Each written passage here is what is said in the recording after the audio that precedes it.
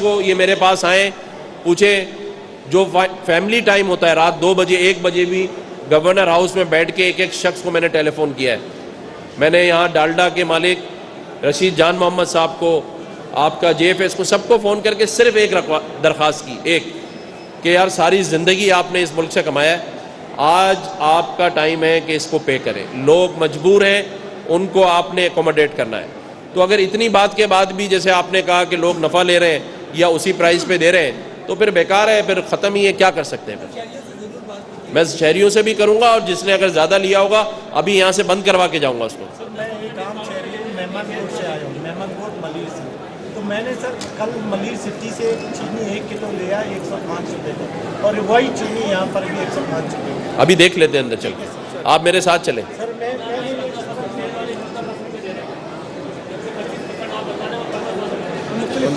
دیکھیں یہ بھی بات تھی کہ کچھ ایسی چیزیں تھیں، وہ لوگ آئے تھے ہمارے پاس اور انہوں نے بتایا کہ دیکھیں جی ہمیں جو ڈسکاؤنٹ ملتا ہے وہ ملتا ہے 15%. کسی نے کہا کہ ہمیں ہماری چیز پہ ملتا ہے 10%، وہی ہم دیں گے.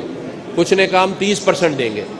ابھی جو کل ایک بچت بازار کا میں نے ابتدا کیا ہے، وہاں پر بھی کچھ ایسا ہوا کہ 30% ان کو لوگوں نے دیا جو جن سے مال خریدا، 30% انہوں نے جیب سے ڈالا. تو مختلف قسم کے بچت بازار ہیں.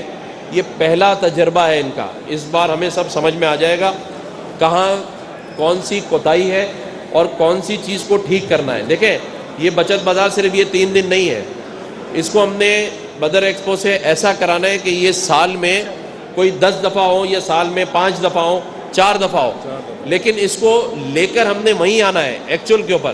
یہ ہوا یہ ہے کہ یہ فوری طور پہ دماغ میں آیا اور 10 دن میں سارا اس کا ارینجمنٹ ہوا ہے. یہ 3 دن گزرنے دیں. اس کے بعد میں پرائم منسٹر سے بھی بات کروں گا کہ بدر ایکسپو کو بچت بازار کے لیے اس کو فری دیا جائے یا ایسے ریٹ پر دیا جائے کہ جس سے جو آنے والا ہے، جو اسٹال لگا رہا ہے، اس کے خرچے اس ریٹ سے ختم ہو جائے.